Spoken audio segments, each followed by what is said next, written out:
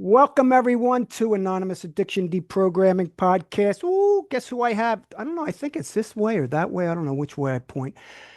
Kirsten, okay, Sobriety Bestie. If you don't know, if you haven't heard of her yet, I'm sure you're going to sooner or later because everybody I know has already heard of her and been on her podcast, and she's doing such a great job. Tell everybody where they could see you, get to you, whatever. Yeah, hello. I'm Kirsten, Sobriety Bestie. Bobby, it is so good to be here on your show and to chat with you and connect with you. For anybody who listens to this and they're feeling the vibe and they want to know more about deprogramming AA through like my work, I have, if you're listening on a podcast, go to Sobriety Bestie Podcast. And if you're watching on YouTube, Sobriety Bestie YouTube. So yeah, see you there. Can't wait to meet you in the comments. Yes. Now, you know what? Let's get right into because I was listening to you you were doing one with Tara Grace over there in Burn the Stigma. Hi, Tara. Um, you were getting into, first of all, I heard you mention some benzos. So what was your let's say what were you addicted to? Two substances, three, one? What was your preference? Yeah, well, I would say so. I got sober September 29th, 2009, and that's the day I went to rehab. So at that point, I was addicted to like physically addicted and maybe even psychologically addicted, right? To alcohol, to benzos, and to cigarettes. The benzos I was taking as prescribed by my psychiatrist, but I learned by my sponsor, right, in AA, that I actually, because I lied to my psychiatrist about how much I drank, I pretended like I drank twice a week, whatever. And so, because I lied to my psychiatrist about my drinking, I was technically, in her mind, abusing the benzos. But I just took one in the morning and one at night. I had a freeway phobia. I had a lot of like panic disorder, social anxiety. I had like all the anxiety disorders pretty much. Yeah, and how about alcohol? Oh yeah, well I definitely had an alcohol addiction. I loved alcohol. It was great. It was like my best friend. It was so hard to give up. I didn't really have any other ability to cope with life. Plus, I found out in sobriety, I found out after I left AA. So I was in AA for 10 years and I left 5 years ago. I found out a year after I left AA that my brain is in fact different. It's called autism. I got assessed as autistic. And then last year, so 4 years after I left AA, I got assessed as ADHD as well. So the alcohol helped me medicate my nervous system that was a bit dysregulated, I would say, because of my neurodivergence, but also because of the trauma that I accrued, in large part because of my social differences. I was easier prey for the predators. And it also medicated my social differences. It was like my dream in high school when I first drank alcohol. It was like finally I could socialize, have boyfriends, like have friends. And before that, I was just really socially awkward and like turned into myself and just focused on studying. And so alcohol really, like, it completely opened up my world until it like crumbled my world, right? Yeah, it became a nice solution at the time and worked very well in the beginning and probably for many years. And then it didn't, right? Hmm. Yeah. It got You know really what? bad at the end. Like I almost died at the end. And that was actually like my turning point or the moment that I got sober. I used to believe that AA saved my life because AA told me they saved my life. But the truth is I showed up to AA sober. What I believe saved my life is the moment that I looked into the mirror at the end of September 2009. And when I caught my reflection in the mirror, I felt like it looked like my spirit was about to leave my body. I don't know how to explain this other than it was like I was looking into an empty shell and I had this like intuitive hit, like, oh crap, this is killing me. I'm about to die. Like my health is so bad that it's about to take me out. And so that was the turning point for me. And then shortly after that, within a week, I was in rehab. And yeah, so for me, at the beginning of my sobriety, it was really, I felt like I was at a matter of life and death. I did not choose to get sober. I did not choose sobriety. I never wanted to give up alcohol ever. If from the moment I first tasted it, I was like, I literally, my first thoughts were, I love how this feels so much. I don't want to ever have to give it up. But that point came where I knew it was killing me. And so I wasn't choosing to get sober. I was choosing to live.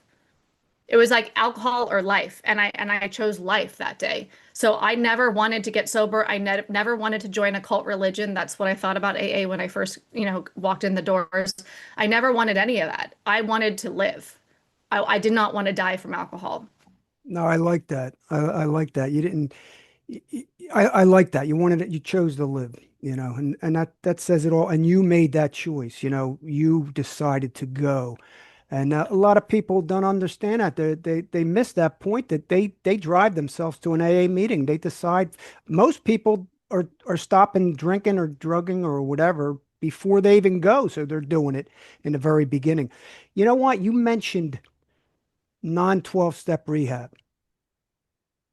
Can Yeah. we talk a little bit about that? I'm really interested in that because a lot of people don't talk about that because there's not too many. Now, was this not, tell me a little bit about this non-12 step program. Was it very expensive or real expensive? Well, I mean, I thought it was very expensive. I'd never purchased sobriety before, and so yeah, it was tens of thousands of dollars. It was, I would say, very expensive. I basically called two places, and the place that I chose was twice as expensive as the first place. And I mean, I look back now and I just feel like I have such a soft spot for us. We're so vulnerable at that moment. We don't know which way is up. I couldn't think straight at all. I was not in any position to really be making a decision and looking at all the finances and all of that stuff. I just was about to die and I was like so desperate. And it's kind of like, you're not really thinking straight when you're in the middle of a car accident and you're just trying to not swerve into the oncoming traffic, right? But so the reason why I chose the place that was twice as expensive as the first place, which was cheaper, um, was because it was non-12 step. I didn't want to join a cult religion. I didn't want Alcoholics Anonymous. I was clear I wasn't an alcoholic, although I would qualify as what AA calls a real alcoholic. But I was like, I'm not an alcoholic. I have an anxiety disorder. Anxiety and like fear is killing me, and I'm drinking to cope my fear, to cover my fear. I have no ability. Like I would wake up with panic, full-blown panic attacks was like my normal morning. That's why I drank in the morning at the end, because I would just wake up in a full-on terror. And so I'd be like, oh my God, do I have any booze left? And if I did, I'd go drink it. And if I didn't, I would like sit there agoraphobic until I could like gain the courage to go and get more. So I was like in a real bad way at the end. Um, so yeah, I was choosing life. I didn't want anything to do with God. I wasn't religious. I didn't grow up religious. I didn't want to join a cult.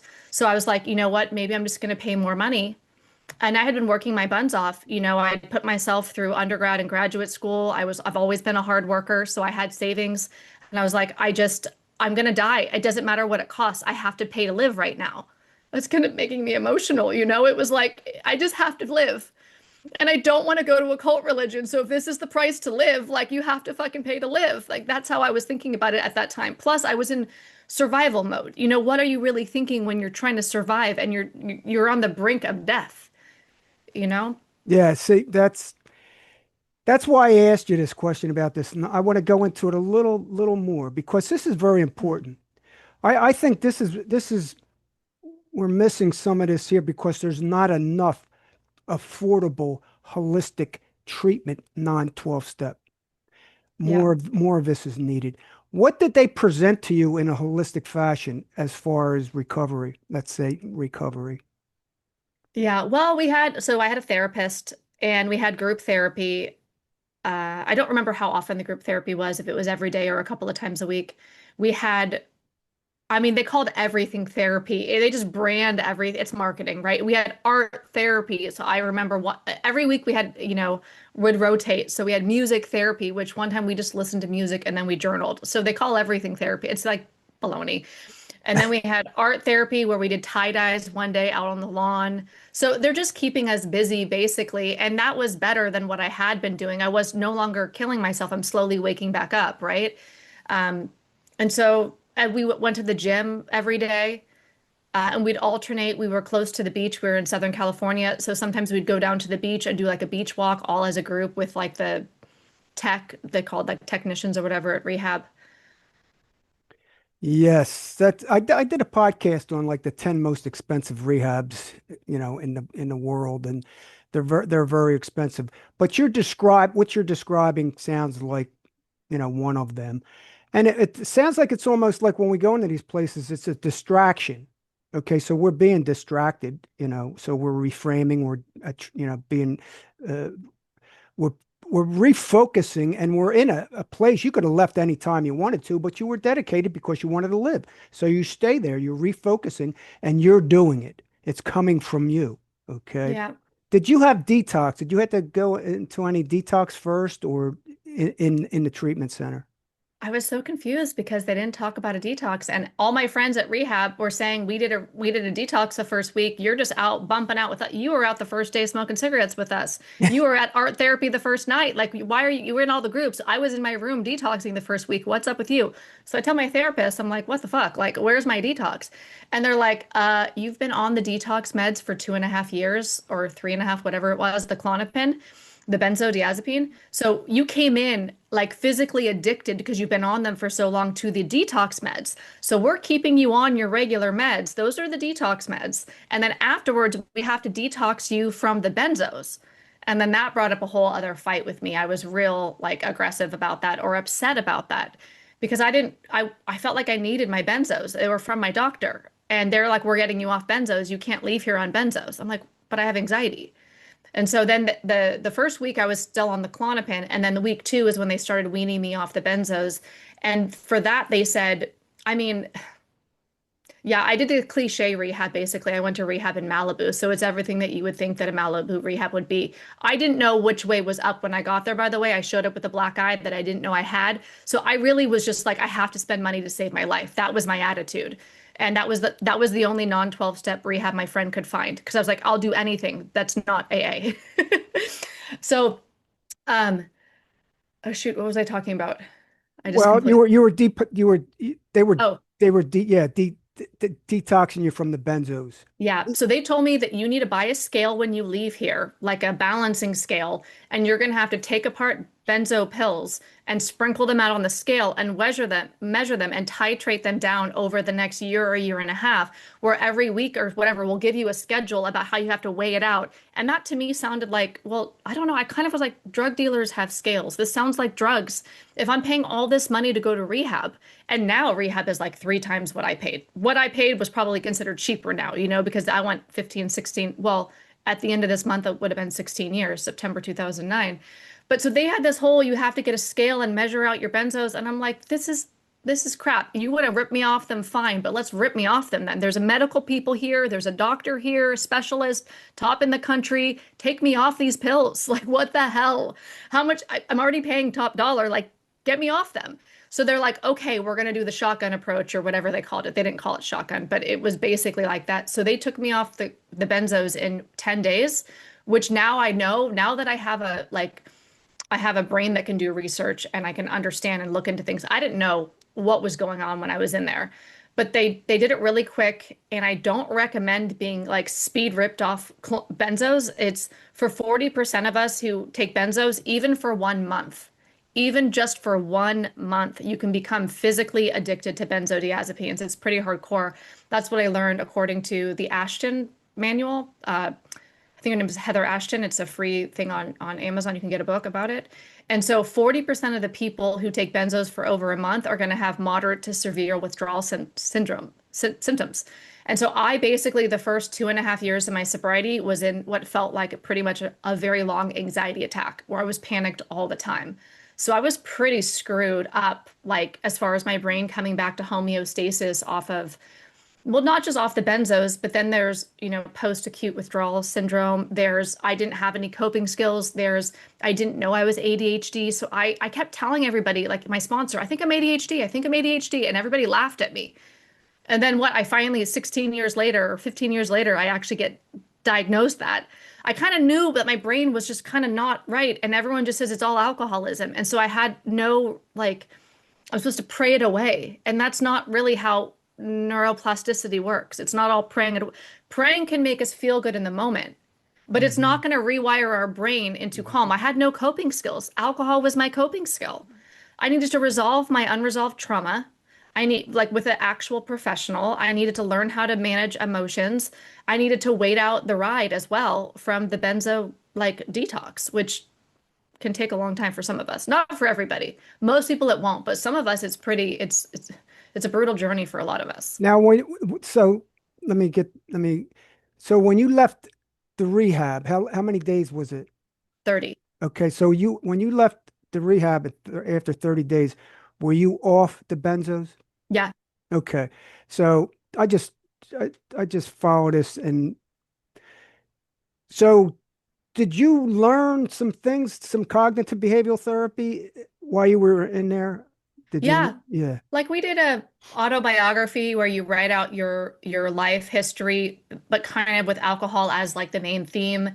And so I got to see that I wasn't safe when I was drinking. A lot of the things that happened to me that were traumatic were when I was drinking. Not that it was my fault, but that I was more likely to be in harm's way when I had poor judgment. And we looked at triggers. We wrote down what our triggers were. We wrote down like who our safe people were, which relationships felt challenging. We had to pick like a like if you didn't have one of your parents or a significant other or whatever, you had to pick like a friend or a family member that could be your rock, basically. And so I did have like a partner who was great, but I picked my like a family member to be my rock, somebody that I could call if I was freaking out. So they That, gave us lots of tips and tricks and stuff. yeah, no, that was good. They gave you some strategies, tips, and tools that you didn't have prior to going in, Yeah. you know. And so 30 days you come out. Then I because we need more. I think we need more rehabs that are even even more educated than that one, even more because like you're saying, the they have to wean off even longer than that, okay? But you did it. You came out Yeah. even though you're look, when we just get off of booze or drugs or whatever, like you said, we got a lot of rewiring to do. Yeah. Okay. And it's like we become way crazier because we don't have the coping mechanism. We don't have the things that used to settle us down and take care of the anxiety and everything. So you you you refuse to go in Alcoholics Anonymous because you know it's a cult. Right. That's because I heard you I heard you talk to Tara about it. You know it's a damn cult, and I'm staying away from that thing. But somehow you just got attracted to this one person that kind of tell us a little bit about that. Yeah, so they kicked us out of rehab one day because there was this celebrity being filmed for the show Intervention, or one of those intervention shows in 2009. And then when we got back to the rehab, I realized that I recognized him. He was a hip hop artist. I liked his music, and he arrived my last week in rehab. And so everybody at my rehab was there because they were against AA and they thought AA failed them. I had never even tried sobriety before, but they had all like been in and out of rehabs and AA or whatever. So I had no reference, but none of them were going. And we had an optional once a week AA meeting that they would take us down in the van or the druggy buggy to, right? And so I never went because they all said it sucks. So I was like, I'll trust my new pals. Like, I'm so honest with them. They're honest with me. The bonding is so rich when you're newly sober and Yeah. meeting people who are going through something similar. And so this guy comes, Mr. Hip Hop is like, yeah, I'm gonna go to the AA meeting. And I was like, well, he's cool. If he's gonna go, maybe I'll check it out. And it wasn't just because of like pride or arrogance or whatever that would be. It was also because it was Tuesday night. I was leaving rehab on Thursday, and I kind of felt like it would help. Maybe it would be one other tool in my toolbox if I just went and checked out one meeting to see if that's available for me because I was so scared to leave, but I could not afford to stay. So I was like screwed. I was like, I need to stay longer, but I cannot afford to stay longer. It's just ridiculous. Let me just jump in. Let me jump in here because that's where I wanted to go right there. In other words, they didn't really provide any aftercare. No, I mean they said I could get outpatient back when I flew back home, but no. It would have been outpatient a lot of money. Right. Right. So they didn't give you any alternative resources to go to free, like Smart Recovery or anything, Recovery Dharma or any other type of recovery back then, even because it was around back then. Right. So Right. you come out. Oh, the only thing is you find this gentleman and he takes you to an AA meeting because that's all there was around. What else was there? So we went to the AA meeting and it was super culty. I didn't like it. They kind of coerced me into saying I'm an alcoholic, meaning they all because I said raised my hand as my first meeting. They asked. Then 200 of them stared at me until I said, Kirsten, I'm an alcoholic. And I didn't say it for like 30 seconds or like a minute, or it felt like an eternity. And I started to have a panic attack. And at that moment, I was choosing between betraying myself and saying I'm an alcoholic in AA, which I was never going to do, or I'm going to have a panic attack in front of 200 strangers. I'm like a week off Klonopin. I'm like a couple weeks off alcohol. And I was just incredibly vulnerable. And it's so coercively controlling. It's such emotional manipulation. And so I was choosing to be able to breathe, basically, because I was about to hyperventilate with everybody staring at me. It was so overwhelming. But I felt like the night that I got out of rehab 2 nights later, I felt like maybe I should go to a meeting tonight as well of Alcoholics Anonymous because I don't know what else to do. I have no sober friends. My roommate is like not going to drink at home anymore, but she's going to go out and drink with all our friends. Like, I don't really know, luckily my partner was like, he never drank again in front of me. So he supported me. Um, but I was just confused and scared. I was terrified.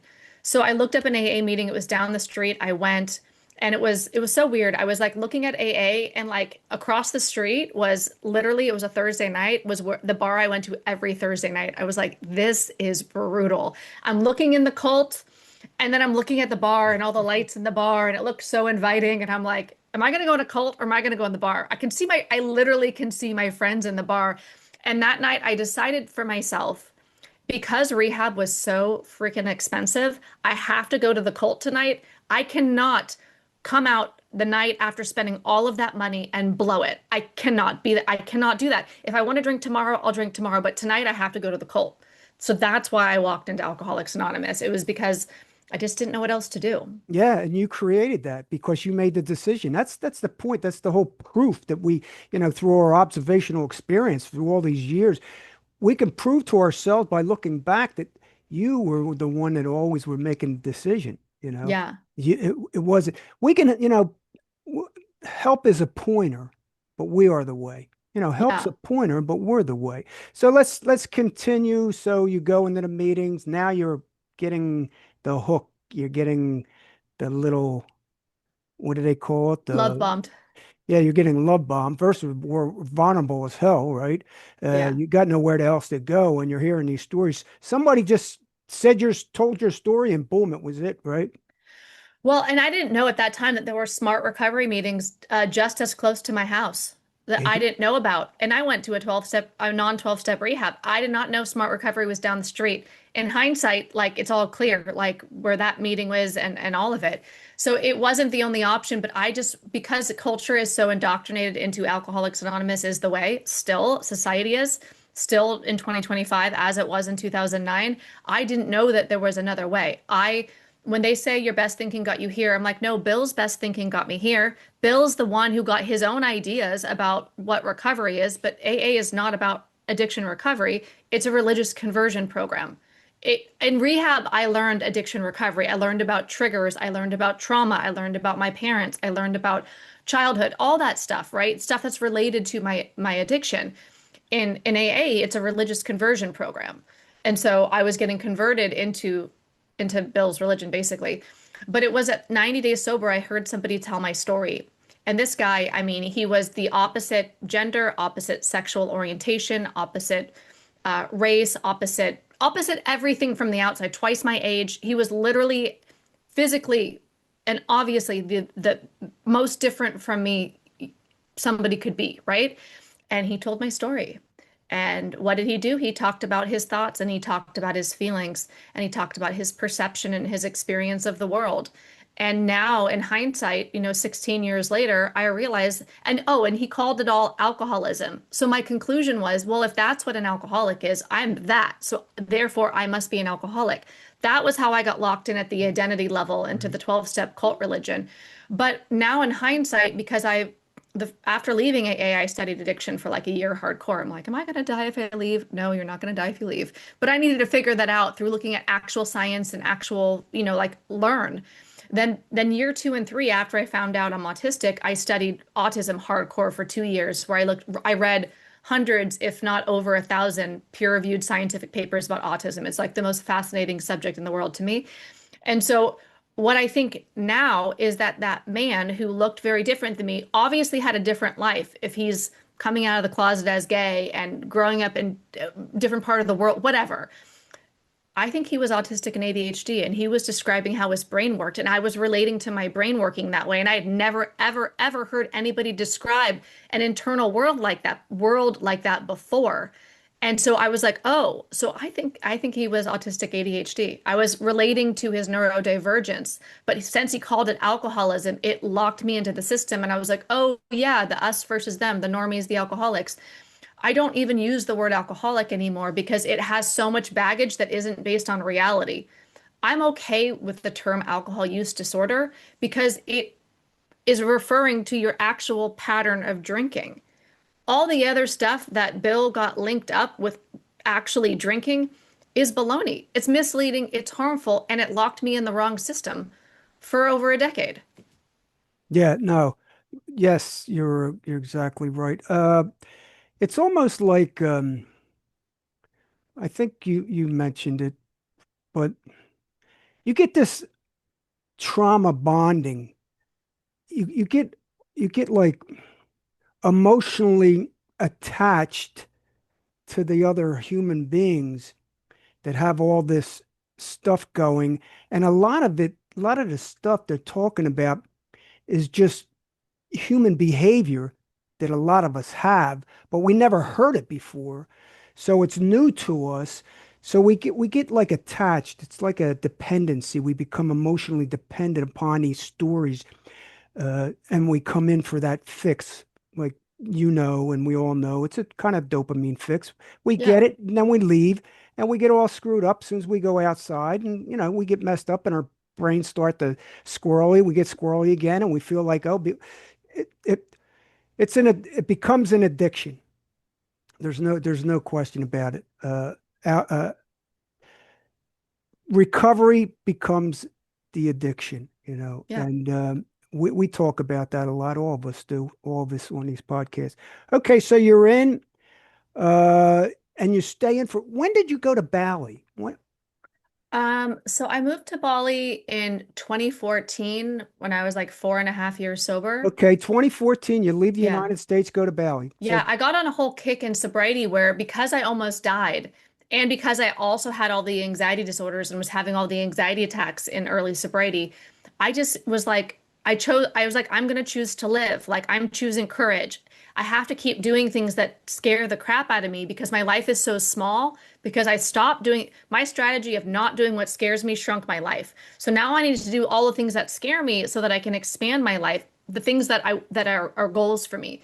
So I started chasing like all of my phobias, I started knocking them down one at a time. I had a freeway phobia, hadn't driven in 3.5 years. I had a public speaking phobia. I had a dog phobia. Hey, I was afraid to leave the house in the beginning. I was agoraphobic. So I was like, I just need to keep doing the stuff that scares me so I can like live. I want to live. I really felt like I got a second shot at life. So I was like, what are all my long-term dreams that I've had? Like I always wanted to do a big USA road trip. I always wanted to live on an island.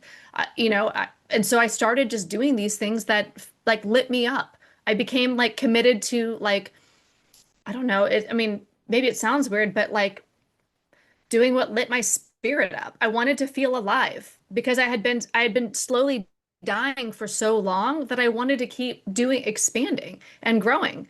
And so yeah, I'd always wanted to live on an island. And when I went to Bali to visit, I just had this feeling inside. It was like, oh my God, I want to live here. Like it just felt so like the next right thing for me. My intuition was like, go there. And plus, I was at a point in my life where it made sense. I just what was going on. I was going to go there for at least a year, if not like a couple of years. And yeah, I loved it. And I wanted to live my life by what made me feel joy, what brought me alive. And it led to a career change. It led to a change in everything. Part of that was I can see now, I can see how AA ideology kind of put me in that path too, because a lot of it was like trying to like turn my will and my life over to my higher power. So I was losing agency and autonomy. But the truth is, I always wanted to live on an island. I always, as a little girl, like little kid, I would always draw islands in a palm tree. Always. It was always, I want like island palm trees. And I know I'm not unique in that dream, but I was always like, I need to go to an island. Like I need to spend a lot of time on an island. You had thirst. You were thirsty for awareness, thirsty for enlightenment. You were thirsty. You were saying, "Yeah, I'm gonna find all this stuff out," and you did it. You went out and did it. That's the amazing thing about we give credit to Alcoholics Anonymous. We give all this credit, and people, give their will, and they say they're giving their will and their life over to the care of AA or God, but they're really not. It's just a we got about 8 minutes. Do you want to come back and do another Yeah. part two?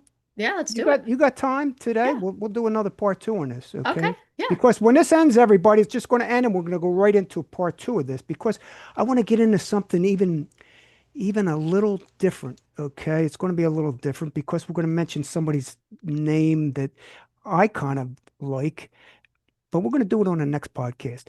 So, okay, so you're in Bali. How long did you stay there? Like a decade. Wow.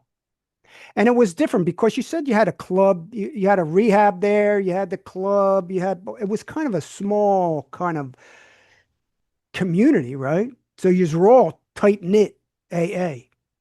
Yeah. I and now I know there's like San Francisco AA is where I got sober essentially. Like I mean I went to rehab in LA, but San Francisco is where I went to where I was living at the time and that I was in AA for the first 4.5 years. So I didn't know that SFAA was different than some other AAs and that I was in a very culty AA. I didn't know that. So then when I moved to the island, it was very like AA light, but I didn't know that some AAs were less controlling and less thumping, if you will. And so I was always freaked out. And there's so few of us. Like there's one meeting house basically in the town and maybe there's 100 people total that ever go, but there's like 40 people that are there at the meeting. Because people don't go to every meeting, so you literally know everybody. And so it's just so small. Um, It becomes a yeah, family. That became another yeah. family, right? And we Right all there. worked at the rehab. Like I worked at the rehab there and like my boyfriend worked at the rehab. He taught the yoga there and I was the tech. I mean, it's ridiculous that I was the tech or the babysitter or whatever you want to call it. I had no training. They didn't even train me in CPR. It's completely ridiculous. And now that I look at it being out of AA, being out of a cult, I'm like, that's so dangerous. Like, how is that okay? I'll tell you, we need some help, man. Mental health and addiction treatment's got to change, and it is changing. It is slowly but surely. It's definitely changing, but there's a lot, man. There's a lot to be done, and you're part of it. You're part of what's doing it. The Freedom Model, of course, and Matt, what is it? Medication assisted treatment, Sinclair method, Yeah. you name it. Moderation management, smart recovery. If you choose abstinent, I don't like to use even the word abstinence because we say abstinent and we think, oh, he must be an Alcoholics Anonymous. Me personally, I choose an alcohol and drug-free lifestyle. That's that. I don't have to maintain nothing. I don't have to do anything to do it. Okay. So I that's my choice. Do I promote it? No. Do your thing. Do whatever you want. For me, it's the easier way. That's all I say to people. How about yourself? What do you choose what type of lifestyle as far as alcohol and drugs today? So my last drink was in 2009. So in like 2 weeks or whatever, it'll be 16 years. When I left AA, I had all these friends that were entrepreneurs. And so I was on Bali during COVID, during the pandemic, and it was like empty. And people just kept leaving, and the airport was closed. You could not come in. So it's just getting like, there was like nobody there. It's normally crazy traffic, and the roads were empty. And so my friends, when I left AA and was still on the island, they were all entrepreneurs. And because it was all empty, I mean, it was really easy. These really beautiful villas were like lower rent, right? So we just rent out these beachfront villas for a week and all go there and all just do our businesses together and like just chill. And that's just what we did during the pandemic because it was just completely empty. We're like, let's just go have fun and work together and do co-working and stuff. But what I didn't realize at first was they're not sober. They're not in recovery. So they're talking about plant medicine. Some of them had some plant medicine and would be doing it. And I'd be like, oh, Whoa, this is confusing. So then I thought about it while I was on one of these retreats with them. And I was like, what do I think about plant medicine? Is it drugs? Is it a relapse? Is it a plant? Is it medicine? And I came to my own conclusion by doing some searches online and doing some searches inside my soul, I guess. And I came to the conclusion that if it's about expansion, it has nothing to do with a relapse. It has nothing to do with sobriety. And I don't even use the term relapse anymore. Anyways, I don't even use the word abstinence or sobriety to mean that I have status and therefore I'm more superior than anybody who has less time than me. I don't do the time game. I do not drink, and I don't think I'll ever drink again. If I change my mind, I'll have a good reason for it because I'm doing logical, rational thinking now. And maybe I'll do Sinclair method or whatever, but I have no plans for that. I did do ayahuasca 3 years ago. I went down to Peru into the Amazon. I did a week of ayahuasca. That I do not consider that as like a break in my sobriety. The same way that when I had surgery twice in sobriety and I was on whatever they put me on for that, I was not a break for my sobriety. I was on anesthesia, antibiotics. I don't really like pain meds, so I don't really take the pain meds after the surgery because I don't like how they make me feel. I'd rather be in pain than be looped up like that. I just don't like that feeling. But so the way that I look at it is if it's contracting or if it's numbing me down or shutting me down, that is something that I don't want to be a part of. And if it's expanding me and opening me up, then I'm okay with that. But I wouldn't just go out and take psilocybin mushrooms just for fun. I don't, that's not my desire. But if I felt a spiritual calling or if I felt this like I wanted to work through some trauma or I wanted to expand my mind or whatever, I would have no problem with that. No judgments about that. I just don't feel the desire to, or I don't feel like it's relevant. And Do quite you feel? frankly, psychedelics freak me out. They totally freak me out. Me too. Me too. I'm scared. I'm scared. I'll tell you. It- Properly scared, but they're yeah. great. I Yeah. love the Hey, hey, lessons. hey, anybody that's doing it and becoming enlightened and helping them work through anything, that's beautiful. That's great. I'm not down in any of that, but me, I get kind of scary. I found out maybe I don't know if you can relate to this or not. I found out that I can become highly aware and highly raise my consciousness, subconscious, unconscious, subconsciousness without anything. Yeah. Okay. It's possible. So I found out that I don't need anything. Yeah. Okay. So that's for me, but I found out that that's true. Now, if you can get there quicker, but some people say that it's a quickness, but it doesn't, it's not a fix. Okay. Well, there's things I've learned on plant medicine on hero doses that there's no way I could have learned that without the hero's dose. To experience myself as consciousness exploding, like going through the universe and what I learned about fear and life and stuff, there was no other way. It's a great teacher, but it also, I don't like it. It terrifies me. Yeah. Let's see. Now, I don't know how many minutes it'll come up there. Probably about 4 or 5 minutes. It says less than a minute. Oh, it does? Yeah. Okay, let's say goodbye, and then we'll catch you on the next What's up? part two. Part two.